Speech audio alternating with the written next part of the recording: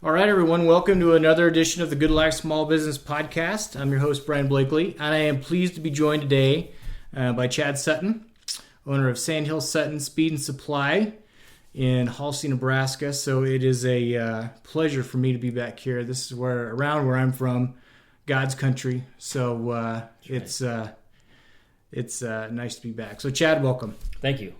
Let's get to know you a little bit. Tell me, what books are you reading right now or listening to? I'm more of a listening to. I did read the David Goggins book, that Can't Hurt Me book. Yeah.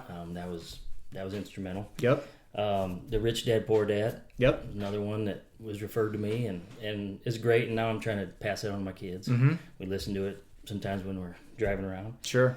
The biggest one that recently had an impact was the E-Myth. Yeah. That one really helped us understand how to evolve the business and who had what role type of deal. Yeah. What have you taken the most out of that book, or like one piece of advice that really like struck you as, oh yeah, this is something we need to do? We just felt like we needed to do it. Being it's just my wife and I, we really needed to set up a plan on who does what, yeah, and when, and who answers to who type of thing. Because at the end of the day, it could all just get jumbled up when we come back here to the house and we got to be partners then, yeah, in life, and so figuring out the roles at work, yeah, is pretty tough, yeah, and so that helped a lot. Yeah, that book, the one thing, and I'm actually going through it again right now, listening to it off and on. But the one thing that I always took out of that book was working on the business, not in the business, and that's something that really, it's something I'm trying to do more of now.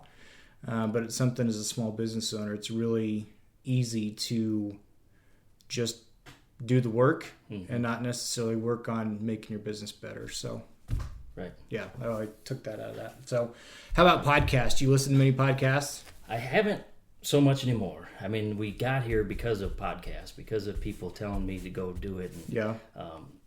Kind of pick through the Joe Rogans and kind of cherry pick some of the David Goggins, the people like that. Yeah. I listen to your podcast quite a little just because trying to be relevant with other small business owners in Nebraska, and actually we've evolved some of our business out of one of your podcasts. Oh, nice. Bought some porta potties and started doing that. So that was interesting to listen to. Very cool. And then the main one that got us out here was the minimalists. Okay. And so they just talk about downsizing your stuff, that you don't need so much stuff. I mean, that's just American culture, really. And to bring that back, reel that back in, you don't need as much money to live if you don't need as much stuff. Right. And I think going through COVID too, we'll get into that later, but that made people realize, we should be doing gardens. We should be mending our pants rather than just throwing them out. Sure. And so that was instrumental in us getting out here. Yeah, I've heard of that podcast. And then just, different, whether it shows on Netflix or whatever it is that you hear on the minimalist perspective. Yeah. Yeah, and so it throws a lot of people off. I mean, I've tried to not proselytize, but tried to convince my family and different people. And, it's a hard thing to wrap your head around that. Yeah. You just don't need as much. What do you need 3 grills for? Right. You don't. Yeah. You can do it all in one. Yeah. Type of thing. Yeah, exactly. Very cool. All right, so I'm really excited to get to know more about your story. So this would have been back in like 2018. And I don't want to tell your whole story, but just kind of how I got to know how you guys eventually got here a little bit. So the junk jaunt was going on and whatever it was, September, October. My mom was having a sale, and your wife and her family walked in. And my mom introduced, and she said, Becky's going to be the beautician, and then her husband's going to be, they're going to have a general store and things like that. And so I got to talk to her. I was like, where are you guys from? And she said, Omaha. And that right there, that kind of really stuck with me as far as, so you're moving from Omaha to Halsey, Nebraska, and going to open up a business. So I don't want to steal the show here, but just kind of tell us about your story and how you came to that decision of, okay, we're gonna make the move from the big city essentially to Halsey, Nebraska. So it was before that meeting, before that interaction, probably about a 2-year process of us just downsizing, getting rid of debt, getting rid of just paying things off. we didn't know what the move was going to be. We didn't know where we were going to go. There was just something we were preparing for. We didn't know. Yeah. And then, so we got into ATV riding. I always have been as I grew up, and then we got our boys into it. And so what happened was we were out here. We would start taking totes full of goggles, gloves, oils, stuff that just normal ATV people need, and it's kind of on a whim, but it was a deal where we'd set up a table with my kids, and they were young, but I wanted them to learn the value of $1. I wanted them to learn how to interact with people with tattoos and long hair and count change back to somebody. Yeah. And so we started this little deal while I grilled their lunch or their supper, then they could be interacting with these people. And so we were out here riding at the forest, and we were not really going to set up. We were in a bad campsite. We weren't going to see much traffic. And so, all right, one of our neighbors walked over and said, "Hey, you guys got goggles and gloves and stuff?" Yeah, what do you need? Well, so anyway, we make 3 or 4 sales. Yeah. And then the ranger shows up he came to fix our power pole. It wasn't working. No big deal.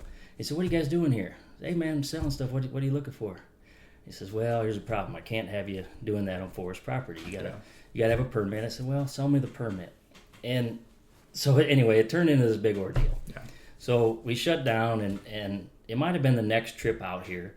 Then I was up with my uncle, and we were having coffee, and he says, "I got to run to town and get hot dog buns. Didn't bring enough." "Okay, I'll go with you." So he pulled out to the highway here on Highway 2, and you can go left and go to Thetford. You can go right and go to Dunning. Mm-hmm. And he turns and heads toward Dunning. I says, "Where are you going?" "The gas station is in Thetford." He says, "Well, I always go 10 miles down the road down to Dunning." Mm-hmm. I said, "Well, anytime I have to go get anything, I go 17 miles the other way." Mm-hmm. I thought, why is there not somewhere 1 mile away where you can get that ice, hot dog buns, get that kind of stuff? Sure. And so that's where the idea come from. I pitched it to my wife, and we ended up coming up. It might have been, we came up for a 4th of July celebration first, and just camped at the forest and just partook in the day. Yeah. And then, so that began, 6 months later in November. Here we are November of 2018, moving out here. Okay. And that was probably right around that junk shop time. Yeah. Or right before. It was September, October, something like that. So I think we came to look at the house that weekend. Okay. And didn't even know that was happening. Junk was going on. And so we realized how much stuff goes on around this area. We knew of the 4th of July, but we didn't know about junk job. Yeah. So, like I said, then November we showed up, November 2018, and in April 2019 we opened the store. Okay. Well, May 2019. May, okay. Because it was Memorial Day weekend, 2019. Okay. And we really just started with a 20 by 20 little store. I mean, we had bought a building. It was a storage unit building. Mm-hmm.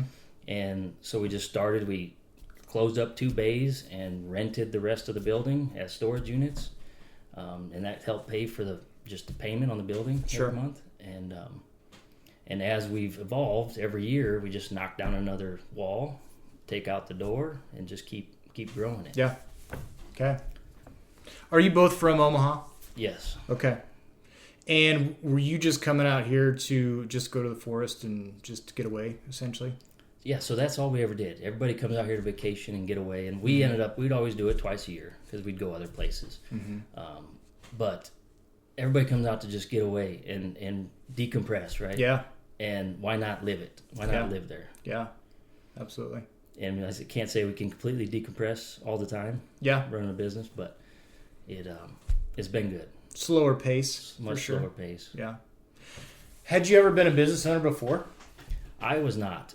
I just worked construction, worked at Heat and Frost Insulator for 17 years. My wife got right out of high school, got into beauty school. Okay. And I think she bounced around but she moved around a couple different salons, and eventually had her own kind of studio bay that she rented, but she ran it. And so that's where the corporation came about, was her doing that for 4 or 5 years before this even happened. I see. So let's take a step back. What all, with your store, your wife's beautician, tell us about everything that you do here and what you provide in Halsey.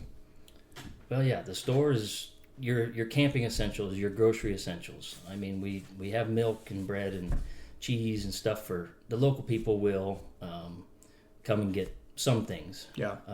But really we're targeting your campers and stuff like that. Sure. We also sell, ATV and side-by-side belts and goggles, gloves, oils, the same stuff we talked about before. Have evolved. When we first got here, your friend Daryl Anderson had approached me about changing oil in his side-by-side. And as he left with it, he asked me, do you enjoy doing this? Well, yeah. And that was pretty much all it was said. And my phone started ringing. And people were calling, hey, I need the oil change. I need this and that. So that was never part of the business plan, to be working on machines. Sure. We only did that. I only worked on them because we grew up pretty poor to where we had these machines, but we could never pay anybody to fix them. Yeah. So you had to learn and buy a book and learn how to do it. Sure. So that was one of the things that was not expected, and this worked out really well. Yeah. We have a tire machine now, so we can fix tires for people. Mostly ATV tires and that. But So do you get people that are out of the forest that come in too to have service work done, or is it mainly locals here in Halsey?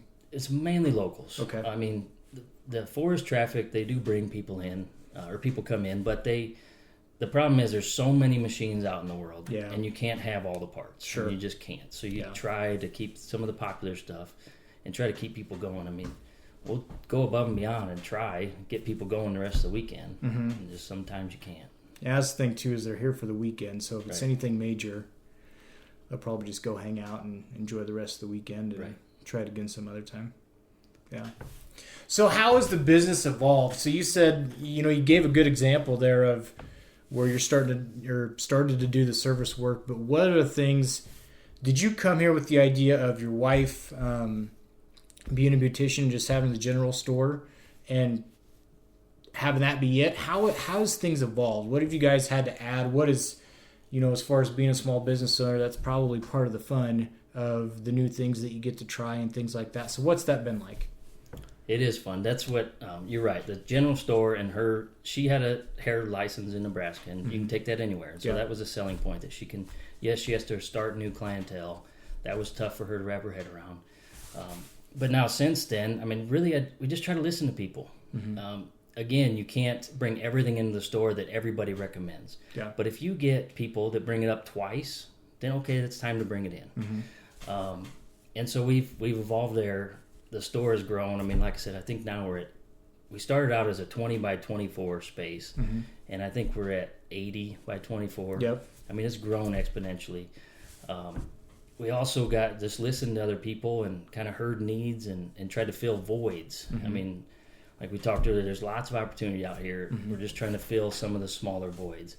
And so one of them was the porta potties for people doing weddings or anniversary parties or bull sales around here. We had some at the football game last night. That was one thing. And I recently just got an FFL.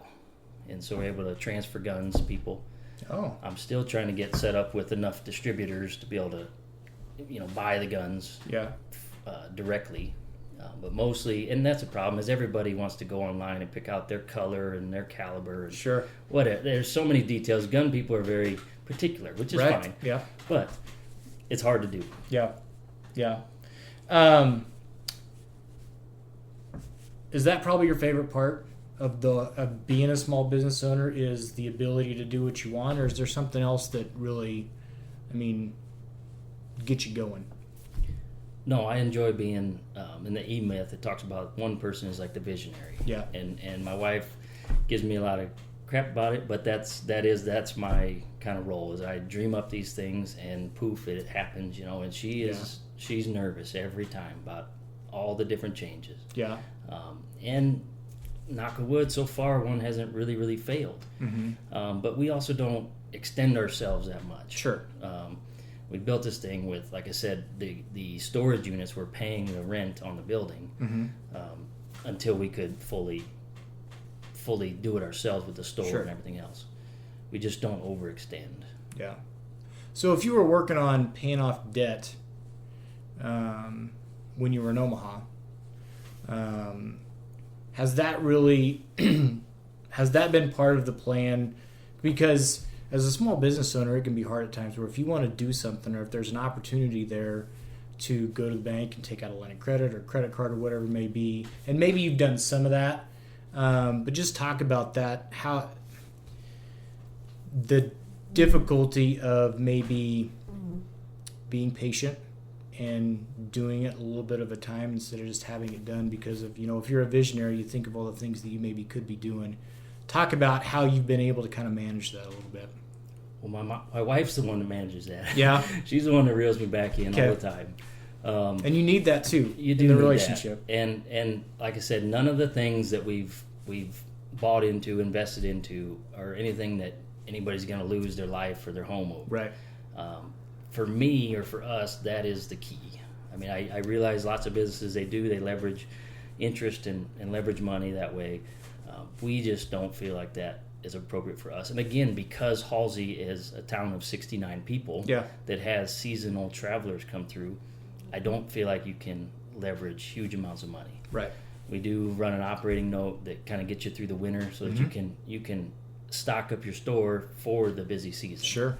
But other than that, I mean, we do very little, and she is the one that she reins me back in a lot. Yeah. No, you got to have that. You got to have that, absolutely. So is this what you thought it would be? It's probably more. Yeah? It's probably more. I mean, the more I look back on it, I have my days where I get down on yourself. Sure. And have a hard time seeing the future. But if I sit here and talk to you and look back over 3 years, this is awesome. It's grown so much. We're able to get to kids' sports and games and things like that. This is great. It is a slower pace of life, which could be argued. I mean, I have cousins that they want to go to a bigger city. They want to leave Omaha and go to Vegas or something. And I want to scale back. Yeah.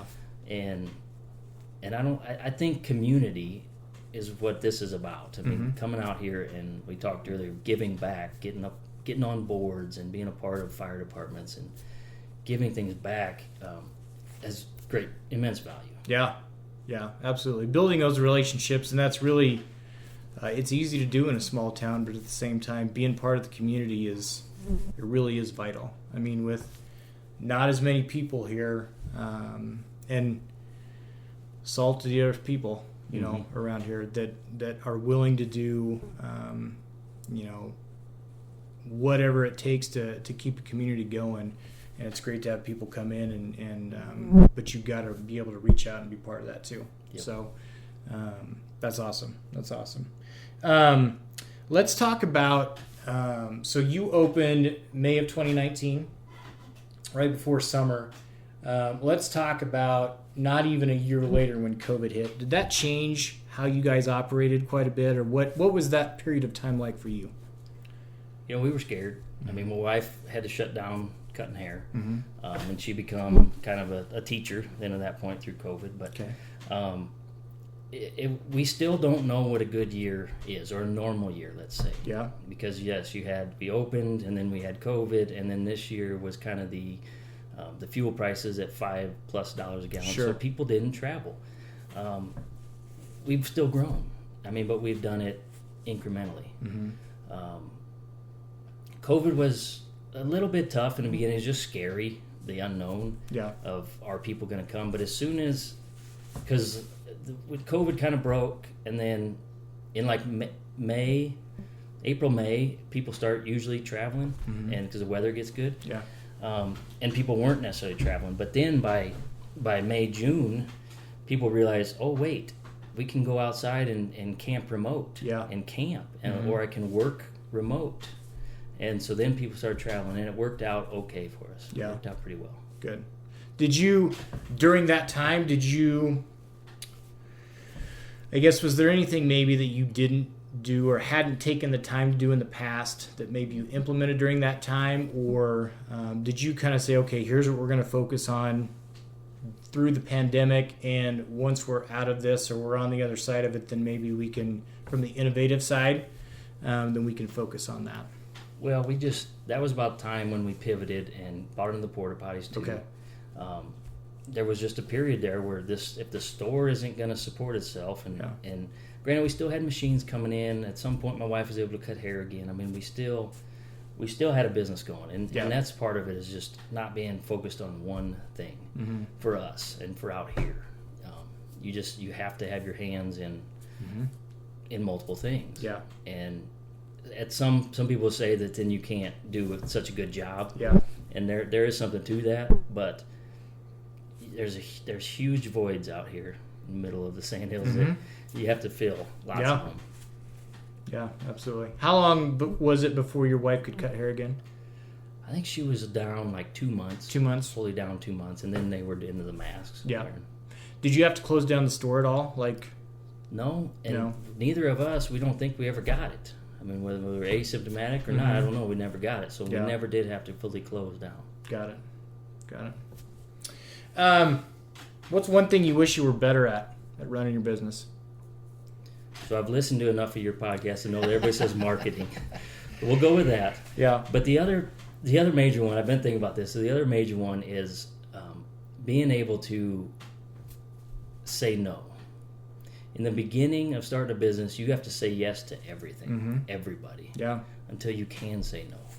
And we're about to the point. I mean, we have a part-time lady that comes and works, and she helps run the store and run the register. But at some point, there's only so much of me that can go around. And so until you can hire somebody that can fill some of those positions, and they're all seasonal positions, so they're very hard to fill full-time. And so it's tricky. But that's one thing, is being able to say no, because I get to the point where I tell yes to everything. And then it becomes my own demise. Sure. Yeah. Yeah, and you kind of have to, it's a fine line, because if you put yourself out there as far as your time, there's people there that will not take it, but they will, they'll take you up on it. Hey, if you can help me out with this, then they'll take you up on that. So there has to be a time and a place for everything, where you just say, look, I just need a break for me. And, hopefully people understand that, or if they don't, then they can, sometimes get their problem solved somewhere else. But you really do have to draw the line for yourself. Just, you didn't come out here to work all the time. Like you said, you wanted to be able to enjoy it a little bit. So it's a fine line, though. I'm learning. Yeah. Like I said, this week is really tough, and I wish I would have said no to more things at this point. But well, let's talk about marketing a little bit, because you guys do a good job of Instagram, Facebook, as far as announcing events you've got going on, or improvements that you're doing in the store. I follow you guys on social media. Was there any reluctancy maybe, or thinking that you didn't need to make that part of how you grew your business? Is that something an idea that's kind of evolved for you, or is that something that you wanted to make part of the plan right away? I think that's part of the plan. I think it is for any small business owner. Being all those things you just mentioned are free platforms. You have to use them. Yeah. I would like to do more. I mean, my wife does all them, let's be clear. Yeah. But I would like to do more, whether it's TikTok or other things like that. I don't have the time nor the confidence in a lot of that. I love to write things. I don't do it religiously or practice much. But when there are things that events or things that need to be wrote up on Facebook or Instagram, I mean, sometimes my wife will ask me, "Hey, will you pick through this and embellish it or make it look good?" Yeah. And so I enjoy that part of it. There's always more that you could do. The marketing thing has, again, out here, people like to use radio still, and it boggles my mind coming from the city, because everybody listens to radio, yes, or not. I mean, you got XM, you got everything else. So radio gets to be, they come in all the time asking for you to sponsor different things, and again, there's only so much money, advertising money to go around, so you got to pick and choose. But it's been tough to figure that out here. Yeah, that's another part of the challenge of figuring out, where you're doing the retail side of it too. What's going to be on special, things like, with my business, I don't really have control over the price. It's more about the service side of it and that experience. But marketing is part of the challenge, and it's great that we have social media because we can use it, and that it's a free platform. But it's free from a money standpoint, but you still have to put in the time. Absolutely. And consistently put in the time Absolutely. to make it work. So, if you could go back before you had moved and give yourself one piece of advice, is there anything you would do different or anything you would tell yourself, or would you just let things go as they have and, get to today? I think it has to go the way it's went. I mean, it has to be what it is. We've learned from things. You have to go through those struggles and those trials. I mean, you have to evolve your own self. Mm-hmm. And so me plugging away for 17 years in a trade that got to be any trained monkey could do. Mm-hmm. And that's how I got to listen to podcasts, because I didn't have to think. Well, now I have to think through what I'm doing in the shop. Yeah. And so I don't listen to as many podcasts. I think it just the struggles have to be there, Mm-hmm. Lots of people that said we wouldn't make it or couldn't make it. And in some people's eyes, we're a small piece of the pie. We really are. But I hope that all the giving back that we've done pays off in the long run. Sure. Yeah. I don't know that there's anything really that we would change. I feel like you have to go through that. Mm-hmm. Yeah. Learning from mistakes, that's really how you get better, I feel. And it's okay to fail. If you have an idea that doesn't work out, that's okay. I mean, especially if you're doing it the way you are, where it's not a huge financial burden, where you're putting all your eggs in one basket. Learning from those mistakes is not a bad thing. Right. And it's just part of the process. So if someone comes to you and they say, hey, I'm thinking about starting a small business, what piece of advice would you give me? What's one thing you would tell them? Just don't overextend. I mean, I don't know. I feel like COVID might have leveled the playing field on some of that. The people that were way overextended. And I feel for every one of them. Mm-hmm. I mean, on a personal level, I feel for every business owner that had to just fold.